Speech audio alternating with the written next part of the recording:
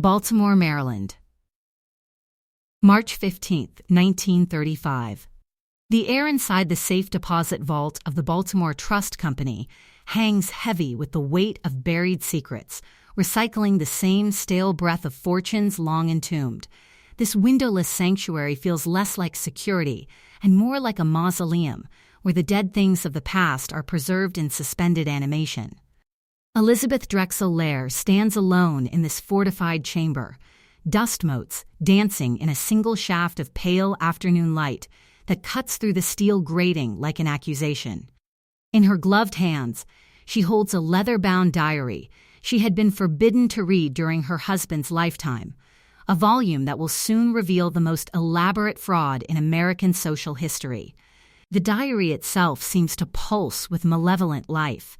Its binding, once supple, has hardened with age, the leather darkened to the color of dried blood. The gilt edges have tarnished and begun to flake away like the pretensions they once symbolized, still catching the light with a faint, decaying glow. For 28 years, this book had sat in the periphery of her marriage, a silent third party in a union built on careful silences and calculated distances. Harry had guarded it with a ferocity that contradicted his usual languid demeanor, his polished smile never quite reaching his eyes when she inquired about its contents. The binding protests with a soft crack as she opens it, a sound like breaking bones, like the fracturing of carefully maintained illusions. Elizabeth's breath catches as her eyes fall upon the first entry, written in Harry's meticulous script, the ink still black against yellowed pages that smell of cedar and regret.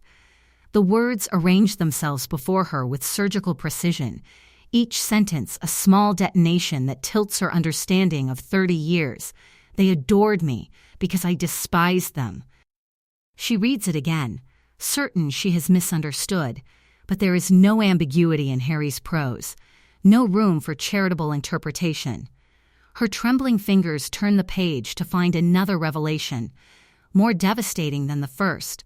The great ladies were nothing but children with better jewels, playing dress up in their marble dollhouses, desperate for someone to tell them they were real. Elizabeth's hand rises to her mouth. These are not the words of the charming court jester she had married, the indispensable entertainer who had made Newport society sparkle with wit and sophistication. These are the observations of a man who had spent 3 decades performing contempt disguised as devotion. The diary falls open to a later entry, and Elizabeth reads words that will haunt her remaining years. I have lived my entire life as a lie, and the most exquisite part of the performance is that they paid me in adoration for the privilege of being deceived. As the magnitude of Harry's deception crystallizes in her mind, the vault seems to contract around her.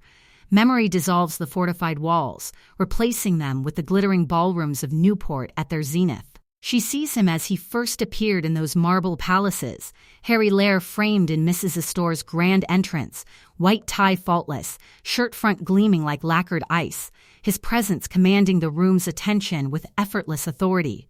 He does not merely enter a ballroom, he takes possession of it, the very air sharpening as people notice him, whispers following in his wake. He can make or destroy a season with a single word. He knows everyone's secrets. He's absolutely indispensable.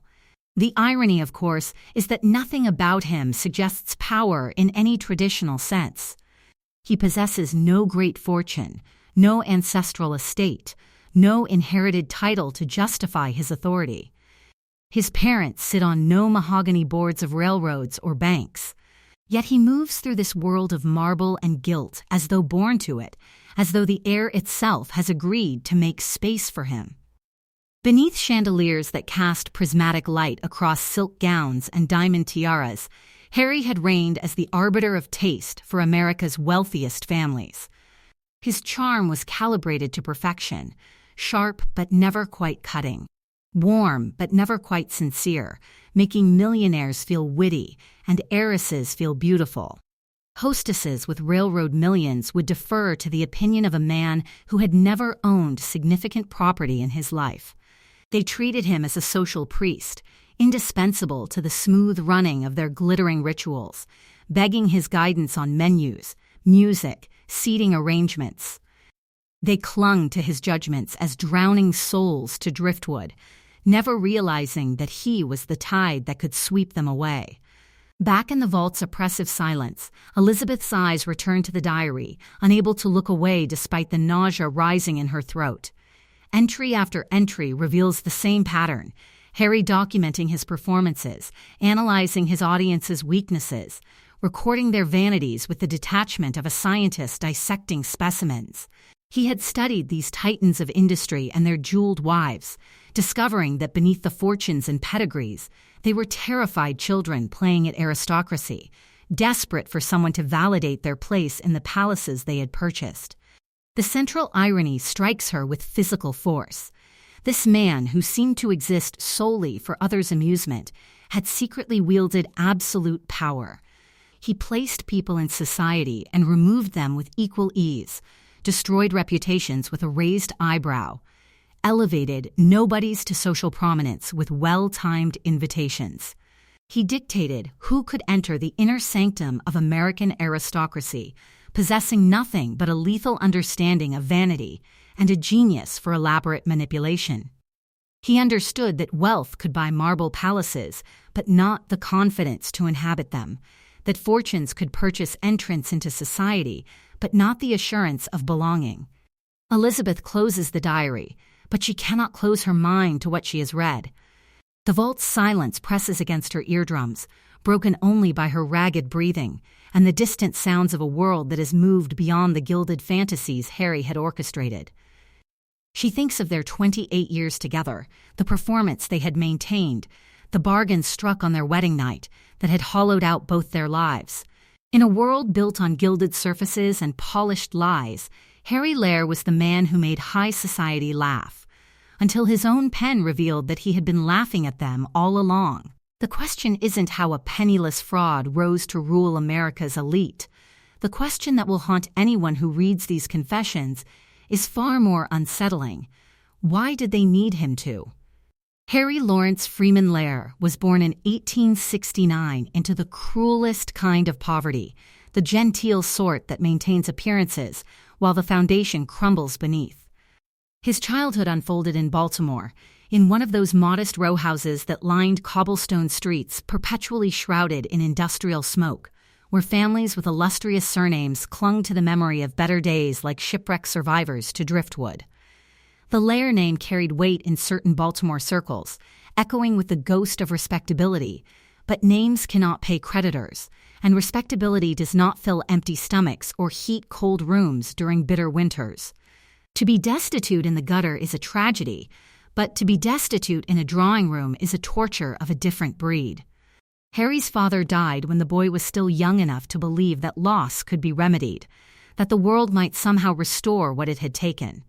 His death left behind a widow who understood that in their particular stratum of society, admitting financial ruin was a fate worse than the ruin itself.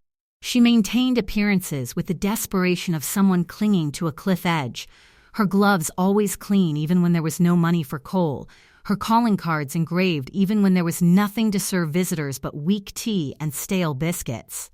Young Harry watched this performance with the attention of a student before a master, learning that reality mattered far less than the perception of reality, that surfaces could be polished to such brilliance that no one thought to examine what lay beneath. He learned, almost instinctively, that dignity could be manufactured, that respectability could be staged. In a household where money was fatally scarce, he discovered another form of currency: charm. The boy spent hours studying the world he could not yet enter, pressing his face against shop windows to observe wealthy carriages rolling past, their occupants swaddled in furs and complacency. He noted everything with the precision of a jeweler examining stones: the angle at which a gentleman wore his hat, the particular way a society matron arranged her calling cards, the subtle hierarchies expressed through fabric and gesture. He did not look with the angry envy of a revolutionary, but with the studious intensity of an anthropologist.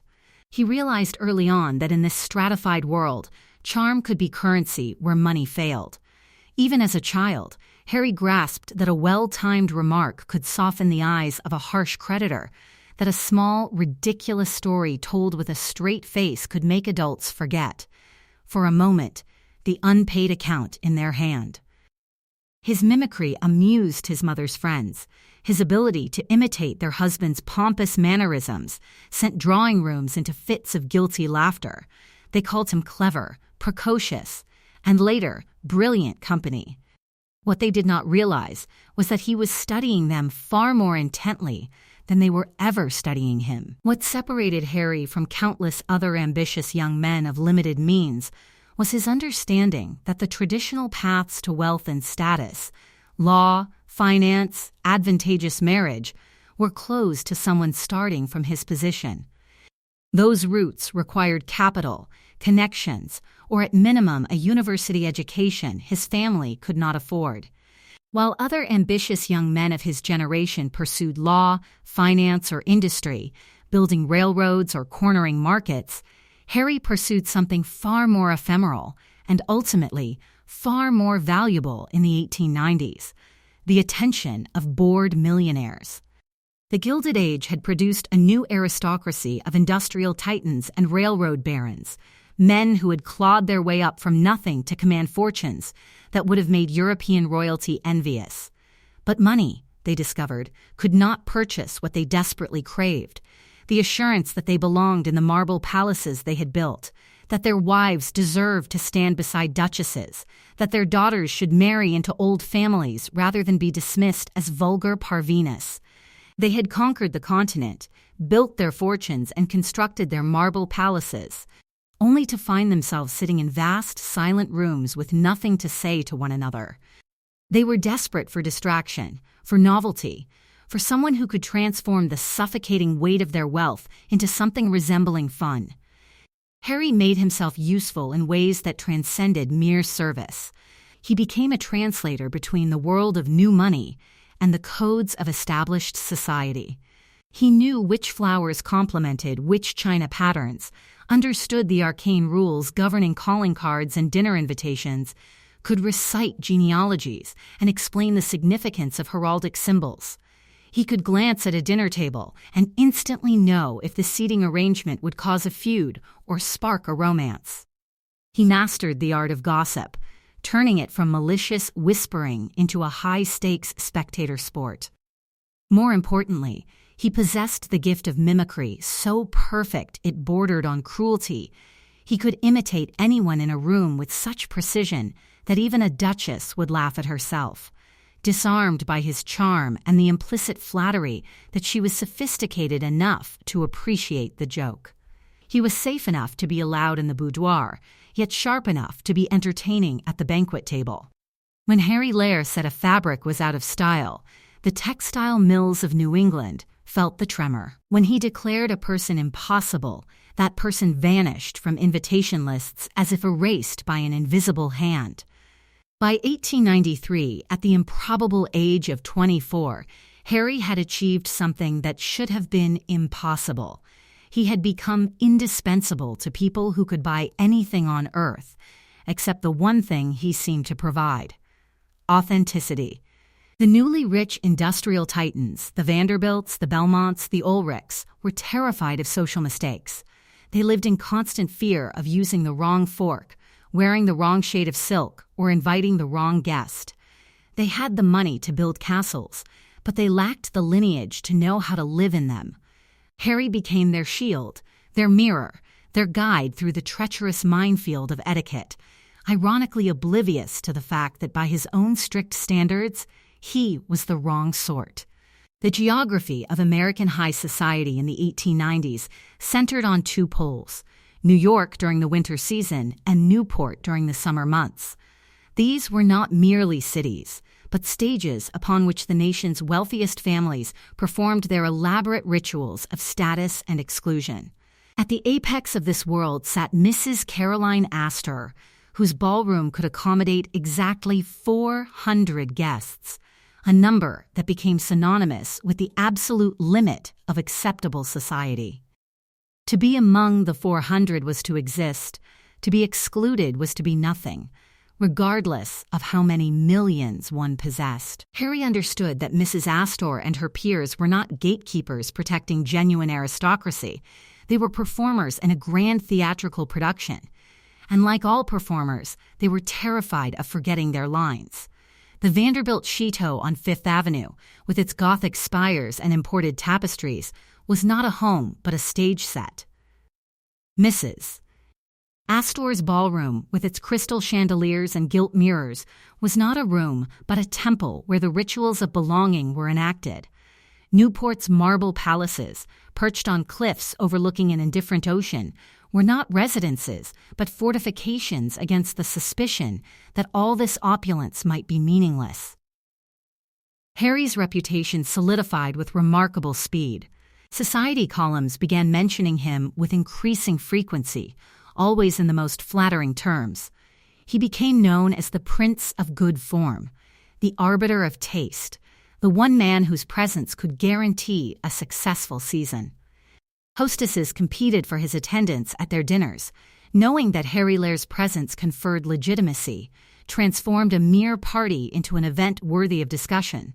He moved through this world of marble and money with the confidence of someone who understood that he was not a guest, but a necessary component of the machinery that kept the illusion functioning. The court jester in immaculate evening clothes, Harry choreographed society's illusions back to itself. He told the newly rich that they were sophisticated, the socially anxious that they were secure, the fundamentally ordinary that they were extraordinary. He provided them with the performance of their own superiority, and they rewarded him with devotion bordering on addiction. They needed him to tell them who they were, to validate their place in the palaces they had purchased, to assure them that their wealth had successfully transformed them into something more than the sum of their bank accounts. But beneath the polished surface of this social triumph, a darker current ran through Harry's life. He was living a high-wire act of exhaustion. Every dinner was a performance, every conversation a tactical maneuver. He could never relax, never let the mask slip, never show the fatigue of being the eternal guest. He was a pauper living in palaces, dependent entirely on the whims of people he secretly found ridiculous. The diary entries from this period reveal the widening chasm between the public persona and the private man. "They thought they were studying me for amusement," he wrote in a script that grew increasingly jagged. "How delicious that I was the one taking notes for future use."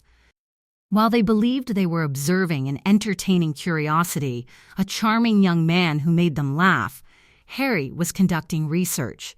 Every conversation was an experiment, every social gathering a laboratory where he tested theories about human vanity and social anxiety. He was not their jester, they were his subjects, and he was documenting their weaknesses with the detachment of a scientist cataloging specimens. He began to view his benefactors not as friends, but as specimens. He cataloged their insecurities, their petty jealousies, their desperate need for validation. The power he wielded was intoxicating precisely because it was invisible. He held no official position, controlled no fortune, possessed no hereditary title.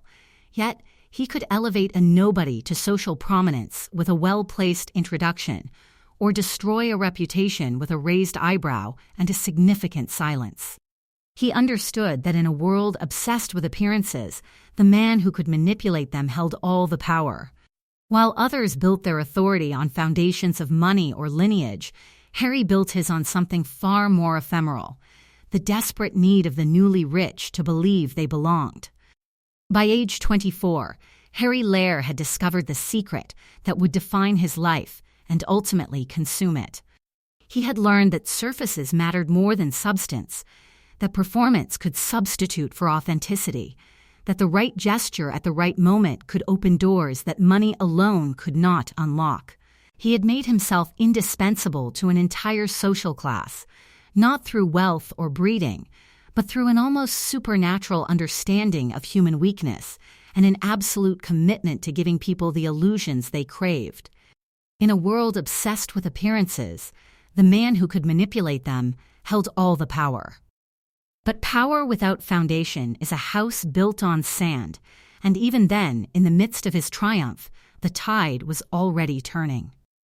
The world that had elevated Harry Lair was beginning to change in ways that would eventually render him obsolete, and the role of the court jester was becoming increasingly precarious in a world that was slowly waking up from its gilded dream. February 23, 1901. Harry Lair, now 31 and the undisputed master of Newport society, makes a bargain that will haunt two lives for 28 years.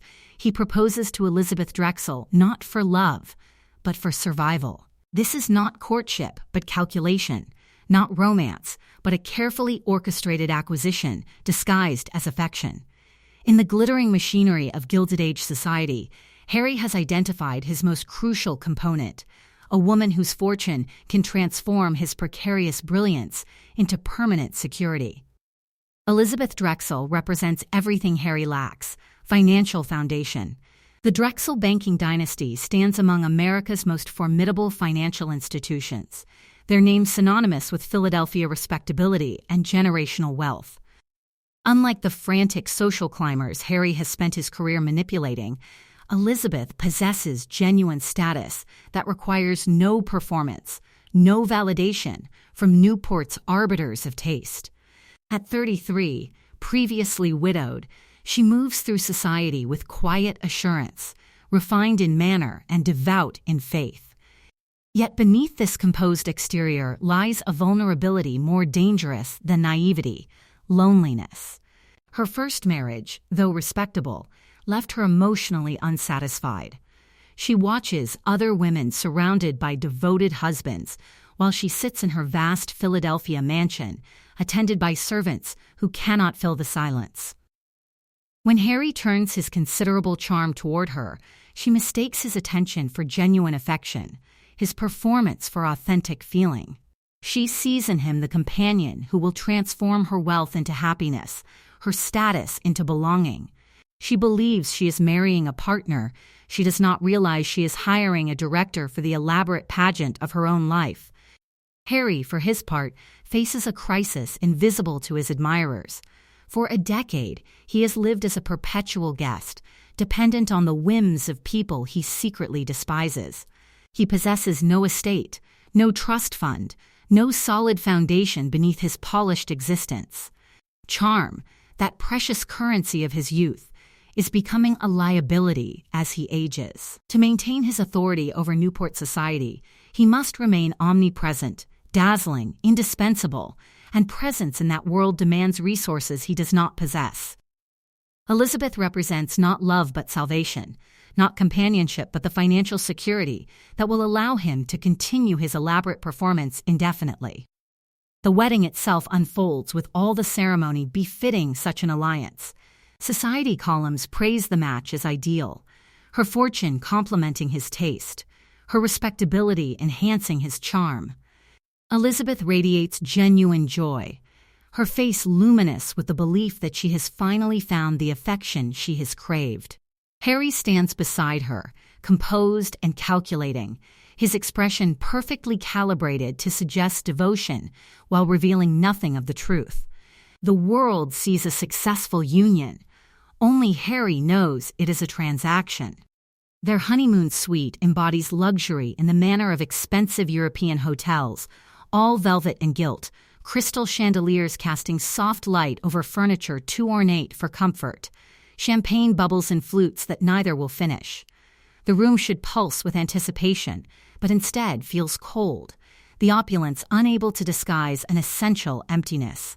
Two beds stand at opposite ends of the chamber, barely visible in the shadows, already foreshadowing the separate lives they will lead. Harry waits until they are completely alone, until the door closes and Elizabeth turns to him with eyes full of hope and nervous expectation.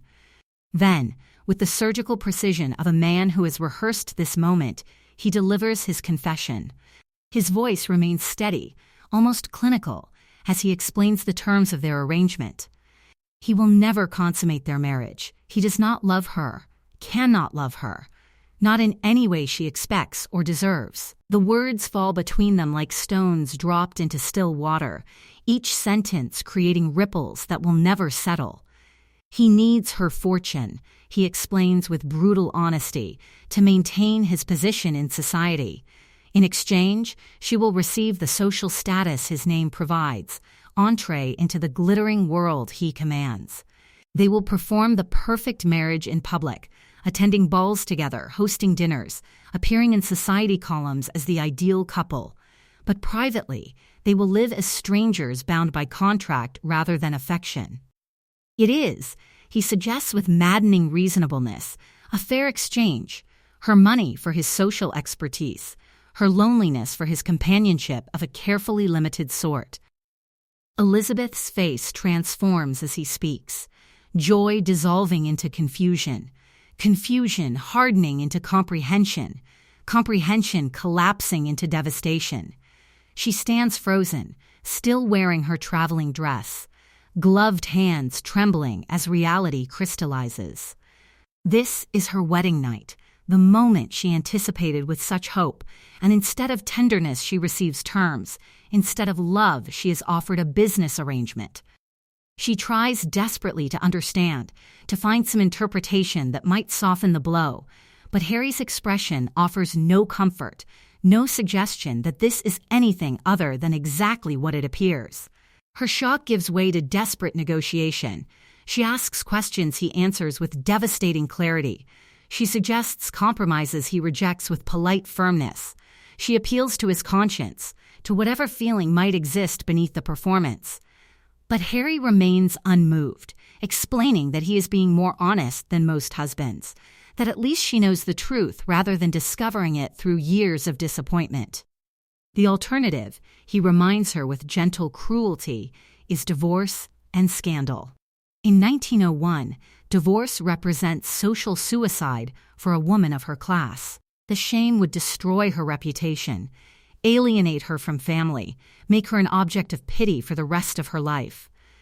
The carefully maintained Drexel name would be tarnished by association with a failed marriage and public humiliation. She would become the woman so unlovable that even a fortune hunter could not bear to touch her. Elizabeth's capitulation comes not as dramatic surrender, but as slow, crushing acceptance. Sitting on the edge of one of those separate beds, still in her wedding finery, she understands she has no real choice. The marriage will stand. They will perform their roles. She will pretend happiness while he performs devotion, and the truth will remain locked between them, like a shameful secret. The bargain is struck, not with words but with her silence, her inability to imagine any alternative that does not end in complete destruction. This moment plants the seed of Harry's eventual destruction. The performance that had been his strength becomes his prison. Every public appearance becomes an elaborate lie, every social triumph a reminder of private emptiness. He has secured his financial future, but sacrificed any possibility of genuine human connection. The mask he wears in public will begin to fuse with his face, until he can no longer distinguish between performance and reality. For the next 28 years, they would perform the perfect marriage while living separate lives. But every performance demands energy, and Harry's was about to consume him from within. The consumption had begun, a slow burning away of whatever authentic self remained, until only the hollow shell of the performance would survive. Between 1901 and 1914, Harry Lair reached the apex of his power. He decided who was invited to Mrs. Astor's inner circle, acting as the unofficial gatekeeper to America's most exclusive social fortress. He dictated fashion trends from Paris to Palm Beach, his approval capable of launching a style across continents, his disdain sufficient to doom it to obscurity.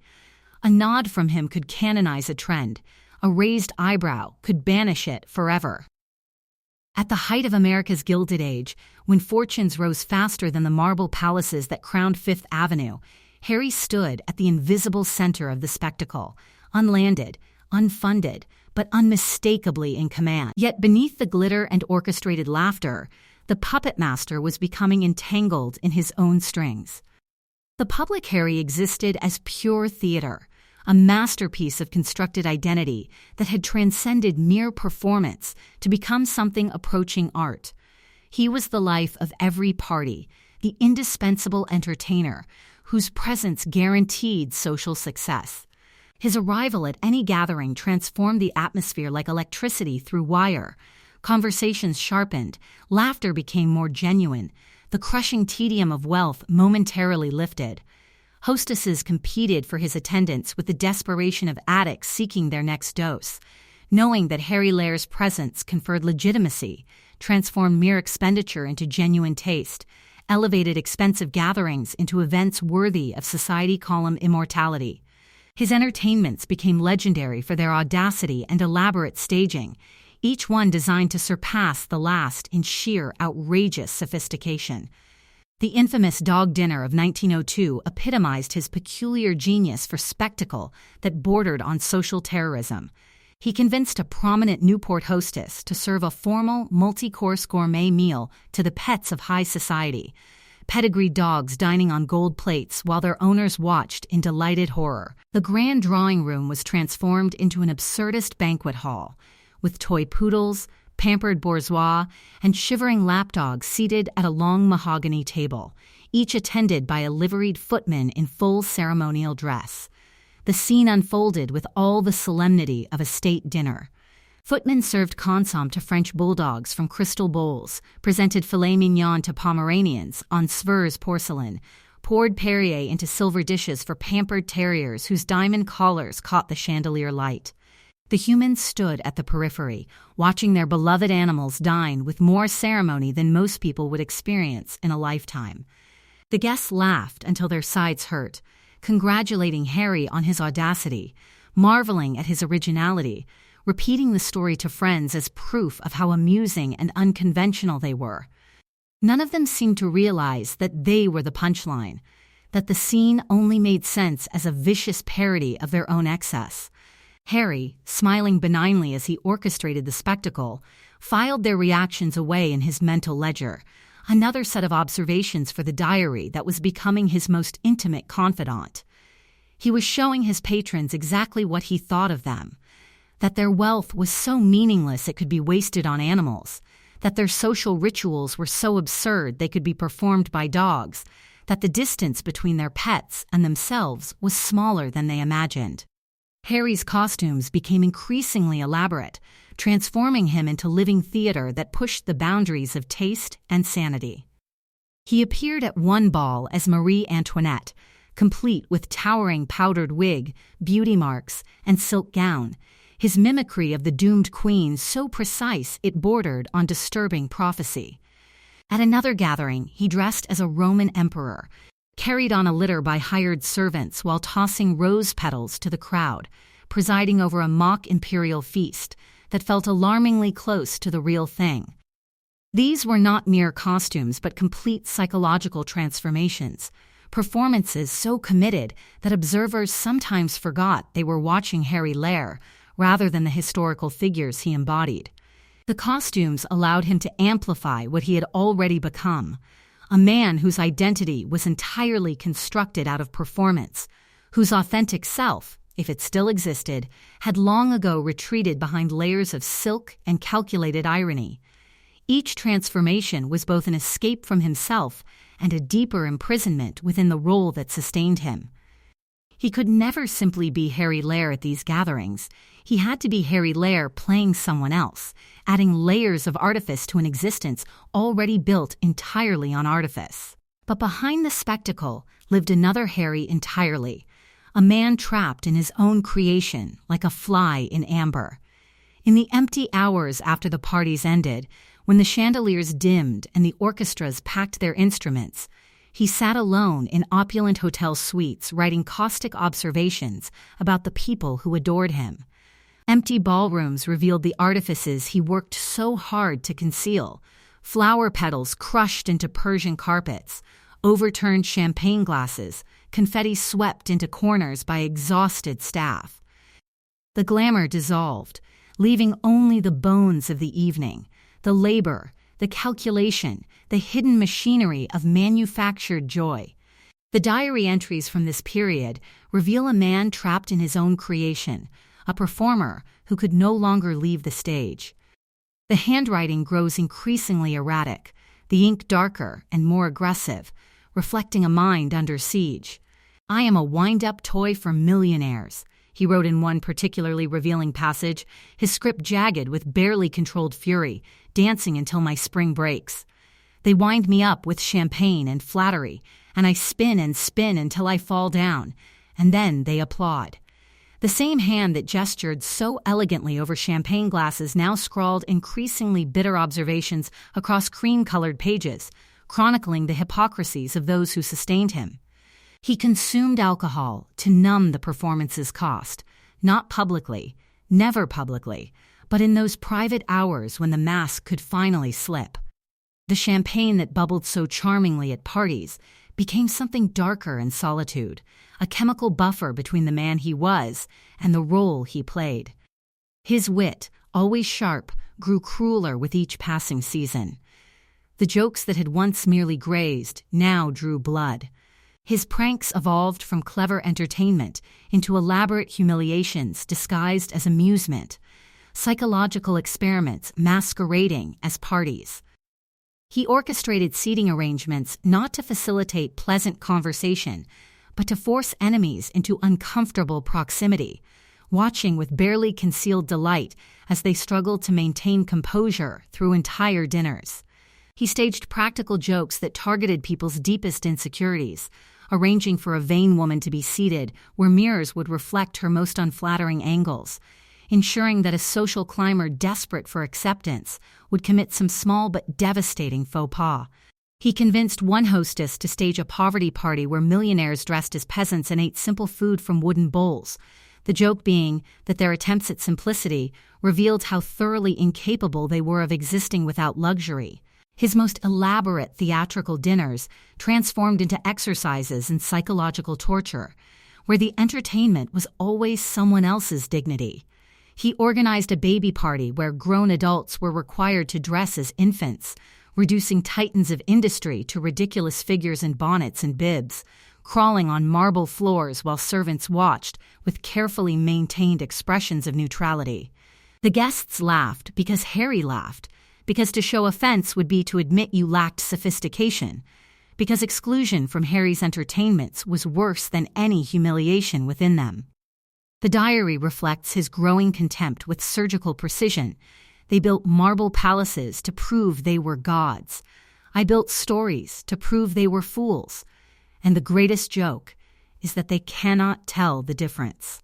He realized with growing bitterness that while he was adored, he was never loved. He was invited everywhere, yet belonged nowhere. He had become a fixture, like a particularly clever chandelier, admired, necessary, but ultimately an object. He existed in these palaces as a permanent guest, a professional outsider whose very utility depended on his otherness. What he had mistaken in his youth for power began to look more like servitude. He could not simply decide one season to withdraw from the stage. His entire existence depended upon remaining visible, amusing, essential. His genius had trapped him in a cage of his own making. He could never retire from being charming, never stop performing, never reveal the exhaustion that consumed him. Each success demanded an escalation. Each astonishing amusement set a new standard he was expected to surpass. Elizabeth, meanwhile, moved through this world like a ghost occupying the edges of his elaborate tableau. She appeared dutifully at his side when required, her presence contributing to the illusion of normalcy. But privately she inhabited vast, lonely mansions while Harry traveled, entertained, and allowed others to worship the persona she knew was hollow. She watched him burn his life in the furnace of other people's amusement, sometimes with pity, sometimes with revulsion, always with the knowledge that she had been the first and primary victim of his great performance. As his resentment metastasized, transforming from private observation into active malice, Harry began to see his role not as entertainer, but as avenger, punishing the wealthy for their complacency, their self-satisfaction, their failure to recognize the emptiness at the center of their gilded existence. Every party became an opportunity to expose their vanities, every gathering a stage for subtle cruelties they were too self-absorbed to recognize. Yet even as his contempt grew, so did his dependence on their approval. The contradiction trapped him in an increasingly destructive cycle. There was one evening in particular, sometime in 1913, when Harry's cruelty crossed an unforgivable line. The specific details remain contested, lost to time or deliberately obscured by those who witnessed it. But survivors later recalled a party where the entertainment stopped being amusing and became something genuinely disturbing. Perhaps it was a joke that revealed too much genuine malice, a humiliation that exposed not vanity, but real vulnerability, a performance that made people feel not sophisticated, but afraid. Whatever occurred that night planted the first seeds of doubt, the first whispers that perhaps Harry Lear had gone too far, that the Jester had forgotten his place in the carefully maintained hierarchy of their marble world. The world was changing in ways Harry either could not or would not acknowledge. The Gilded Age's absolute confidence was beginning to crack under pressures far greater than social anxiety. The sinking of the Titanic in 1912 had demonstrated that wealth could not purchase immunity from disaster, that marble palaces were as vulnerable as wooden ships when the foundations gave way. Labor unrest shook the pillars of industry. Progressive reform movements questioned the very existence of such concentrated wealth, and growing inequality made conspicuous consumption seem less charming and more obscene. By 1914, as Europe descended inexorably into war and the old world began to crack under the weight of its own contradictions, Harry Lear was still performing the same repertoire, still orchestrating dinners and diversions for people who sensed, dimly, that their era was ending. The frivolous excesses that had once been celebrated as the height of sophistication would soon be viewed as symbols of a decadent civilization that deserved to perish. The audience was changing, hardening, preparing for realities that would render his particular brand of mockery not just irrelevant, but offensive. But the audience was changing, and soon they would no longer need a jester to tell them who they were. The great conflagration across the Atlantic would transform everything, demanding sacrifices and seriousness that made Harry's elaborate entertainments seem not just frivolous, but grotesque. The world that had created him was dying, and he would die with it, though the actual death would take another 15 years of slow, agonizing decline as he performed for ever smaller audiences in ever emptier rooms, his strings finally tangling beyond any hope of escape. Newport, Rhode Island. August 1914. As Europe ignites in war, as armies mobilize across the continent, and empires march toward mutual annihilation, Harry Lear stages what will become his final performance as the king of American society. The world is burning, but inside the marble palaces perched on Newport's cliffs, the wealthy gather for one last season of elaborate frivolity before everything changes forever. Tonight, beneath crystal chandeliers that have witnessed his triumphs for 2 decades, the Jester has forgotten the difference between entertainment and madness. The ballroom belongs to one of Newport's grandest estates, its proportions designed to humble rather than welcome. Crystal chandeliers descend from coffered ceilings like frozen waterfalls, their prisms scattering light across walls covered in silk damask the color of old blood. The parquet floor gleams with such perfection that guests can see their reflections beneath their feet, creating the unsettling impression of walking on a mirror suspended over an abyss. Everything about the space suggests permanence, the unshakable confidence of wealth that believes itself eternal, even as telegraph cables arrive hourly with news of mobilization and invasion. Guests arrive in their finest, carriages and the newer automobiles depositing women wrapped in silk and diamonds, men in white tie and tails.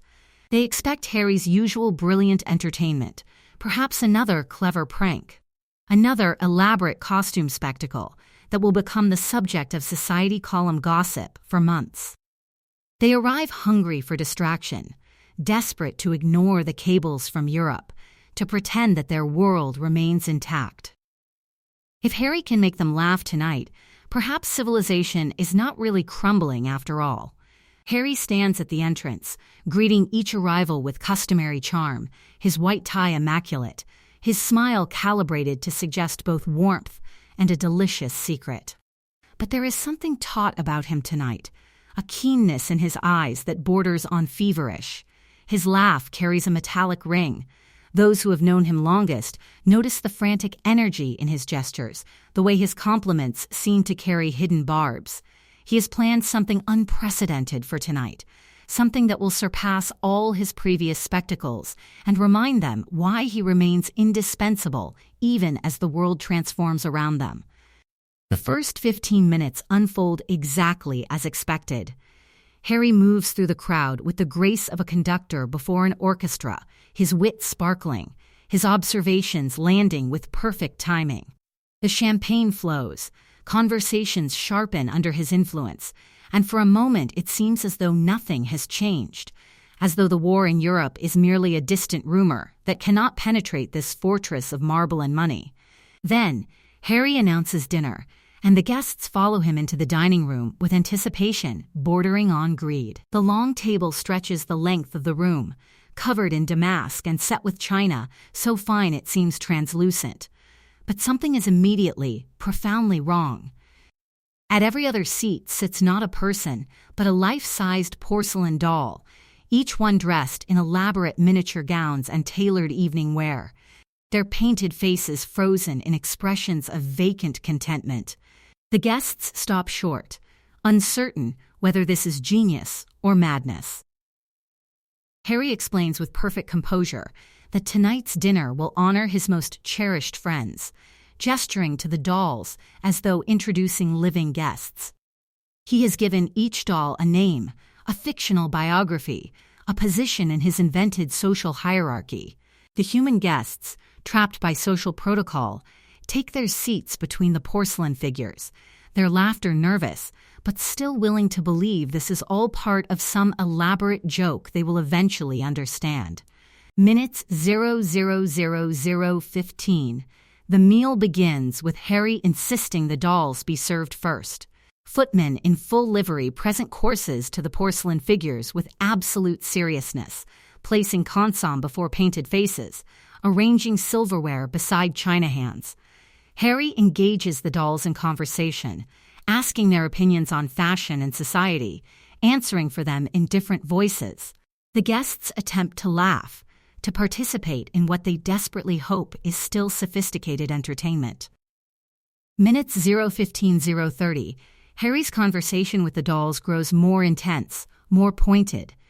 He begins comparing the dolls favorably to the human guests, suggesting that porcelain makes for better company than flesh, that painted smiles are more honest than real ones. "Please allow me to introduce the Duchess of Silence," he announces, bowing to a doll with vacant eyes. She never interrupts, never contradicts, and never asks for loans. The laughter that follows is thin, strained. Minute 0:30:45. The entertainment takes an unexpected turn, becoming too elaborate, too pointed. Harry praises the dolls' perfect breeding, their impeccable manners, their ability to remain beautiful without ever having a thought.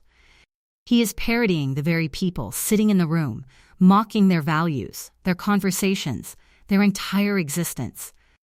The atmosphere shifts perceptibly. The amusement drains away, replaced by growing unease that borders on physical discomfort. Minutes 0:45:115.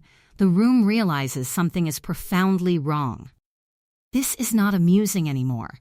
This is not the charming eccentricity they have come to expect. This is something pathological, an indictment of the very people whose world has sustained him. Harry seems oblivious to the shift, or perhaps he simply does not care.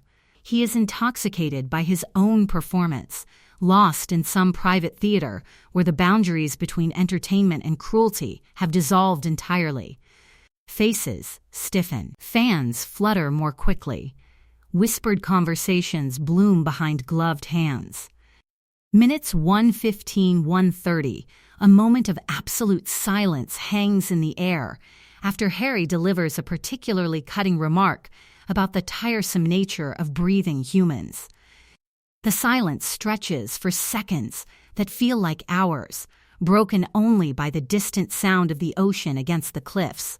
Then nervous laughter erupts like breaking glass, sharp and dangerous, the social mechanism attempting to restore normalcy through sheer force of habit. But the laughter cannot erase what has been revealed. Minutes 1:30:20. The aftermath begins before dessert arrives. Guests make excuses, pleading early morning obligations, sudden headaches, urgent matters requiring immediate attention. They depart in ones and twos, then in a rush, abandoning the table with its half-eaten courses and porcelain guests who continue smiling their painted smiles, immune to embarrassment or shame. Harry stands alone in the emptying ballroom, still surrounded by his dolls, his performance concluded, but his audience departed. The diary entry he writes later that night reveals his state of mind with devastating clarity. I gave them spectacle because they were too cowardly to create their own. Tonight I showed them what they really were, empty vessels waiting to be filled with someone else's meaning, no more real than the porcelain dolls they found so disturbing. But Harry has miscalculated catastrophically. The world is changing in ways that make his brand of frivolous cruelty seem not just outdated but obscene. The Great War transforms marble palaces into monuments to a world that no longer exists. The elaborate dinners that once seemed sophisticated now appear grotesque, the frivolous entertainments of people who fiddled while civilization burned. In that moment of silence after the laughter died, Harry Lair glimpsed his future, a world that no longer needed him. The jester had forgotten the cardinal rule: the audience must always feel superior to the fool. The moment they recognize the fool's contempt, the performance ends and cannot be revived. By 1914, as Europe descended into war and the old world began to crack, Harry Lair was still performing. But the audience was changing, and soon they would no longer need a jester to tell them who they were. Paris, France. January 1929. Harry Lair is dying in exile, forgotten by the world he once ruled. He is 59 years old, and the society that crowned him king has moved on without him, shedding his memory as easily as last season's fashion. The city outside his modest apartment window is not the glittering, champagne-soaked playground of jazz-age legend, but a gray, rain-soaked necropolis where the ghosts of the 19th century have come to fade away in silence. The man lying in the narrow bed bears little resemblance to the King of Newport, who once commanded ballrooms with a raised eyebrow and destroyed reputations with a perfectly timed silence. The exile began not with dramatic banishment, but with the slow, inexorable erosion of relevance. After the Great War ended in 1918, the center of gravity in the social universe shifted irrevocably, leaving Harry stranded like debris after a tide. The marble palaces of Newport still stood on their cliffs, but they felt hollow now, monuments to a world that had died in the trenches of Europe. The elaborate rituals Harry had perfected, calling cards, seating arrangements, the obsessive choreography of etiquette, suddenly seemed not charming, but obscene, relics of an era whose certainties had drowned in the mud of Verdun and the Somme. Harry and Elizabeth retreated to Paris, joining the flood of Americans seeking refuge in a city that had survived catastrophe and emerged transformed. But their Paris was not the glittering calf society of Hemingway and Fitzgerald, not the jazz-soaked salons where artists discovered modernism over absinthe. Their Paris was the gray, coal-scented city where exiles hide from worlds that no longer want them, where the permanently displaced attempt to reconstruct lives from fragments of discredited pasts. In this new and disenchanted world, Harry was no longer the indispensable entertainer whose presence guaranteed social success. He had become a curiosity, a relic of a discredited era, like an ornate music box playing a melody no one remembered. The younger socialites, children of the Gilded Age who had become the lost generation, regarded his elaborate formality as faintly ridiculous. They had survived a war that killed millions, had witnessed the collapse of empires and the redrawing of continents. They had no patience for a man whose greatest accomplishment was making millionaires laugh at elaborate dinner parties featuring dogs dining on gold plates. The world that emerged from the war's ashes had no use for court jesters. The new generation sought authenticity, or at least a more convincing simulation of it. They wanted jazz and cocktails and the frantic energy of people who had looked into the abyss and decided to dance on its edge. Harry's brand of sophisticated mockery seemed quaint, his elaborate performances relics of a world that deserved to die. When he attempted his old tricks, the witty observations, the perfectly timed mimicry, the elaborate entertainments, they met not with delight, but with polite confusion, the social equivalent of explaining a joke that had already failed. He tried, at first, to recreate some version of his old life. He organized small dinners, fussed over menus, attempted to transplant Newport's meticulous choreography to Parisian restaurants. It failed spectacularly. These new Americans abroad did not want to be told how to sit, how to speak, how to move. They were experimenting with freedom, sexual, artistic, social. To them, Harry was an embodiment of everything they had rejected: constraint, performance, the suffocating need to appear correct. The deterioration was both physical and existential, each form of decay accelerating the other in a cruel feedback loop. Pernicious anemia began to steal his strength, draining the color from his face and leaving him pale and exhausted. His once boundless energy reduced to carefully rationed reserves. Other ailments followed: digestive weakness, nervous exhaustion, the cascade of failures that comes when a body pushed too hard for too long finally begins to collapse. The man who had once filled ballrooms with laughter now sat alone in Parisian cafes, nursing weak coffee he could barely afford, watching younger men and women live with an ease he had never known. He still dressed impeccably. The performance was too ingrained to abandon, but the clothes hung differently on his diminished frame, and the smile that had once dazzled now looked like a grimace, a rictus maintained through sheer force of habit. His hands trembled slightly when he lifted his cup, a tremor he tried to disguise with elaborate gestures that no longer fooled anyone. Doctors' offices became his new ballrooms, sanitariums his marble palaces, each medical consultation another performance before an audience of one who took notes with clinical detachment rather than social admiration.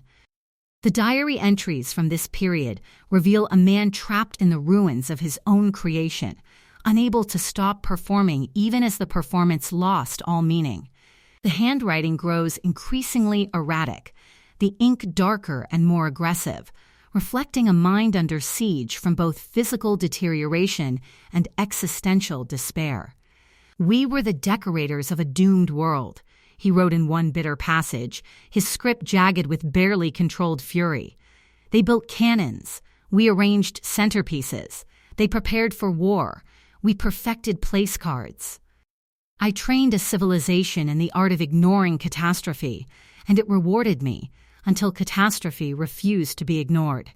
He wrote obsessively about the world that had forgotten him, cataloging slights both real and imagined, analyzing the mechanisms of his own obsolescence with the same detachment he had once applied to others' vanities. "I am a ghost haunting my own life," he confessed in another entry. "I walk through Paris and see my reflection in shop windows, an old man in expensive clothes pretending to have somewhere important to be. But there is nowhere. There has never been anywhere." Elizabeth existed in their exile as she had in their marriage, present but separate, dutiful but distant. She had her own life in Paris, her own circle of acquaintances who knew nothing of the bargain struck on their wedding night 28 years earlier. She visited museums, attended concerts, maintained correspondence with family in Philadelphia who sent money that sustained them both.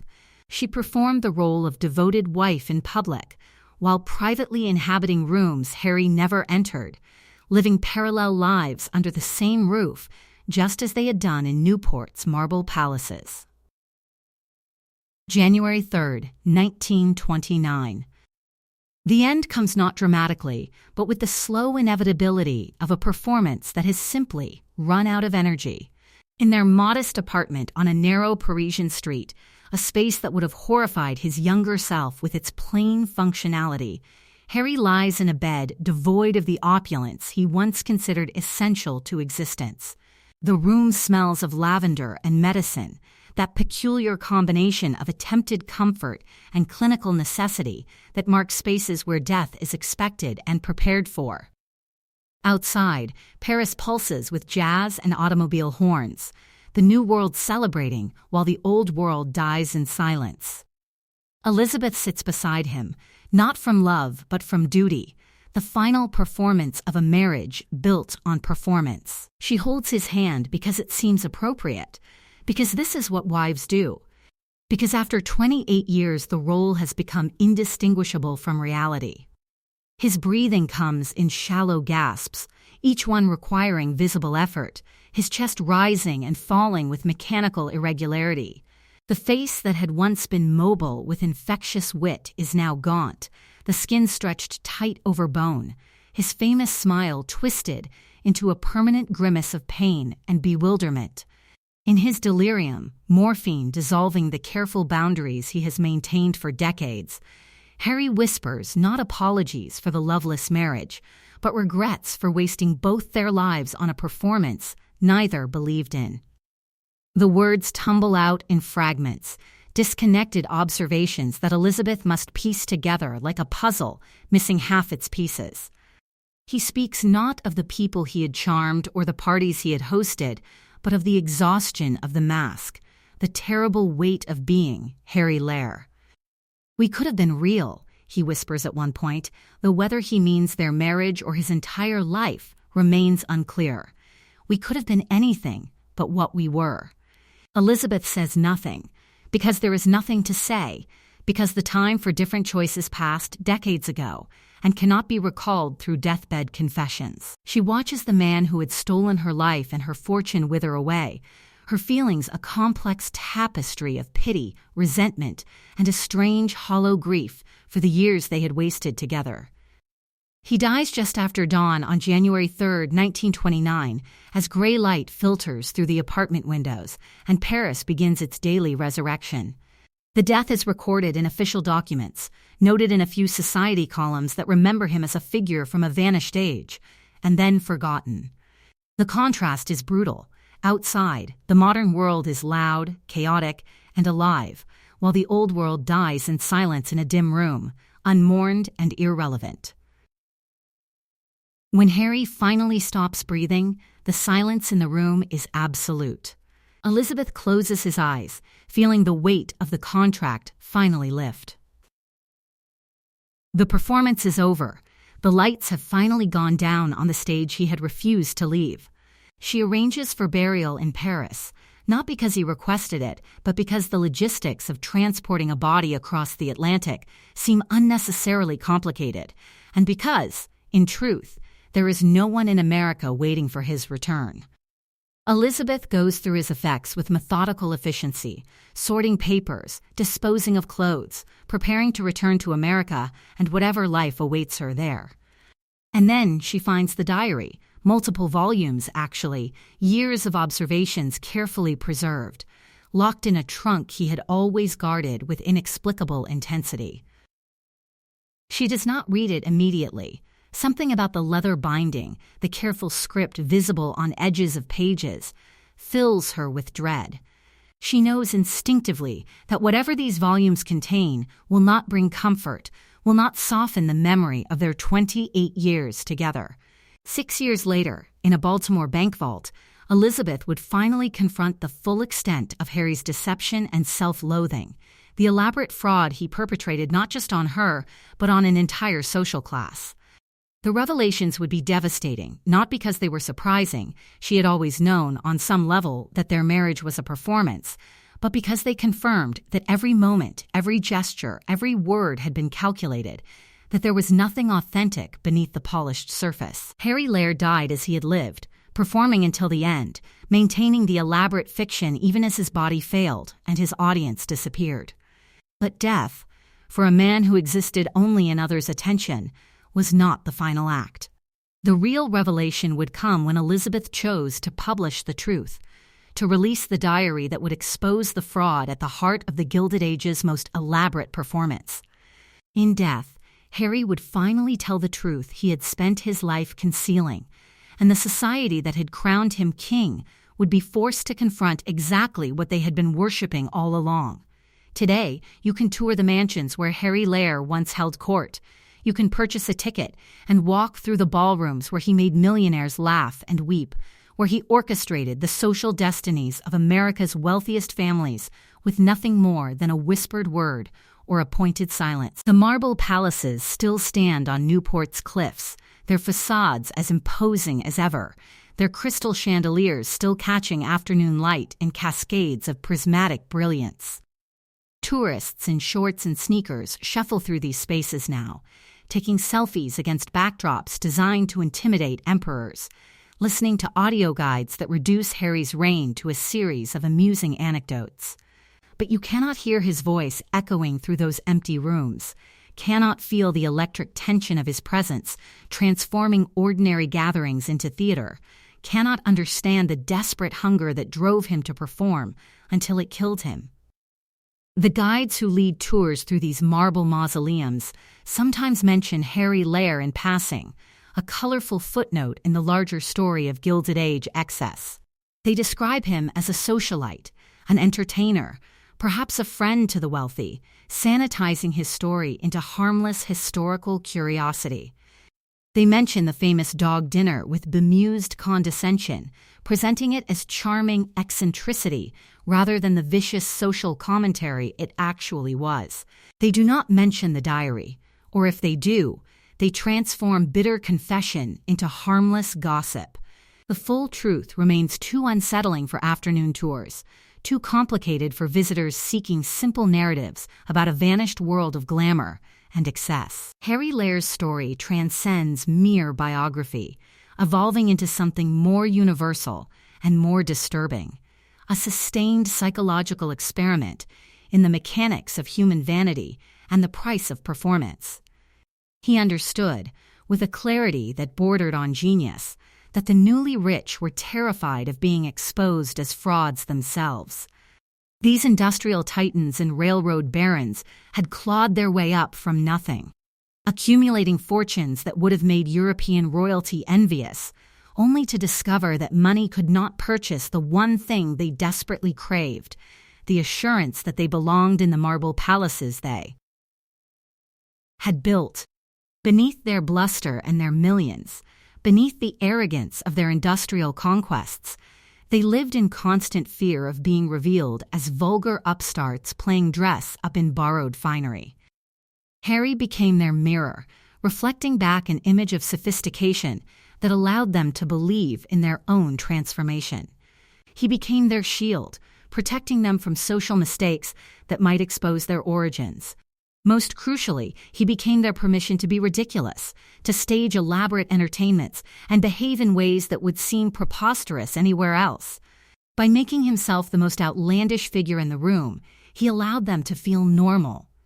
If Harry Lair approved, if Harry Lair participated, then it must be sophisticated rather than foolish, refined rather than vulgar. He was the architect of their social reality, building a fortress of etiquette and exclusion to protect them from the terrifying possibility that their lives might be meaningless. Through his performances, his mimicry, and his elaborate pranks, he constantly showed them the absurdity of their existence. He demonstrated that wealth cannot buy taste, that status cannot purchase authenticity, that all the gold in Newport could not fill the emptiness at the center of their lives. When he served dinner to dogs on gold plates, he wasn't just being amusing, he was holding up a mirror to their excess, asking them to see how little difference there was between their rituals and meaningless spectacle.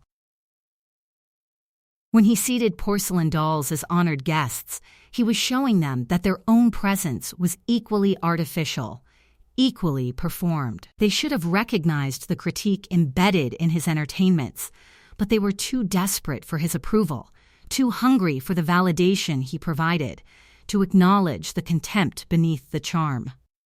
Every elaborate prank, every theatrical dinner, every perfectly orchestrated humiliation was Harry holding up a mirror and showing them exactly what they were. He presided over a religion of appearances, offering absolution to those who feared their money wasn't enough to make them real. He gave them rules to follow, rituals to perform, a hierarchy to climb, transforming their anxiety into a structured social reality they could navigate. Yet his entertainments carried the same central message, that their rituals were hollow, their hierarchies arbitrary, their claims to superiority as fragile as the porcelain dolls he once honored at his table. He spent his entire existence pretending to be someone he wasn't, performing for people who were doing exactly the same thing. The Vanderbilts were pretending to be European royalty. The Astors were pretending to be ancient aristocracy. The industrial barons were pretending to be refined gentlemen. Everyone was performing. Everyone was wearing a mask. Everyone was terrified that the music would stop and reveal them as ordinary. The entire Gilded Age was a costume party no one dared leave, for fear that removing the mask would reveal nothing underneath. In this carnival of impostors, Harry was paradoxically the most authentic figure precisely because he acknowledged the artifice. He embraced the performance, understood that in a world obsessed with surfaces, the man who could manipulate them held all the power. He never pretended his authority derived from anything but the willingness of others to grant it to him. He was transparent in his artificiality, which made him more genuine than people who believed their wealth had truly transformed them into something superior. In the end, perhaps the only authentic thing about the Gilded Age was its inauthenticity, and Harry was its high priest, its most sophisticated practitioner. To sustain the performance, Harry had to surrender his authentic self completely, suppressing his own desires, fears, and humanity until nothing remained but the character he played. The diary reveals the agony of this self-erasure, the loneliness of the man behind the mask who watches the world applaud a fiction. He sacrificed intimacy for adoration, love for applause, reality for a perfect illusion, dying exhausted, bitter and alone, having given everything to an audience that ultimately moved on to the next entertainment. His story leaves us with lasting, uncomfortable questions that echo through those empty ballrooms still. What do we pay for belonging? What do we sacrifice for acceptance? Harry Lair's diary provides no easy answers, only the unsettling suggestion that the price of admission to any exclusive world might be the surrender of one's authentic self. We look at his life from the safe distance of a century and see a tragedy of wasted potential. But we must also ask ourselves, how many of us perform our own versions of Harry's dance? How many of us curate our lives for an audience, seeking validation through digital applause, terrified of being seen as we truly are? The venues have changed, social media rather than ballrooms, digital performance rather than theatrical spectacle, but the fundamental dynamics he exposed remain disturbingly relevant. The diary sits in an archive now, its secrets preserved behind glass like a museum exhibit, its leather binding darkened with age, its pages brittle and yellowed but still legible. Scholars occasionally examine it, mining its bitter observations for insights into Gilded Age society, but most people never confront the uncomfortable truths it contains. Harry Lair's performance is over, the applause long faded, the audiences who once hung on his every word reduced to dust and fading photographs. But the questions he raised about authenticity, about belonging, about the masks we wear to be accepted, those questions remain as urgent and unanswerable as ever. And perhaps that is his final, most sophisticated joke, that in exposing the fraud of his own life, he revealed the fraud in all of ours. He showed us that the difference between performer and audience might be smaller than we would like to believe, that we are all, in some sense, waiting for someone to tell us who we are supposed to be. The Jester's final laugh echoes through those empty ballrooms still, a sound like breaking glass, like the shattering of comfortable illusions, reminding us that the price of admission to any exclusive world is the surrender of the authentic self, and that belonging and honesty might be fundamentally incompatible truths we can never fully reconcile.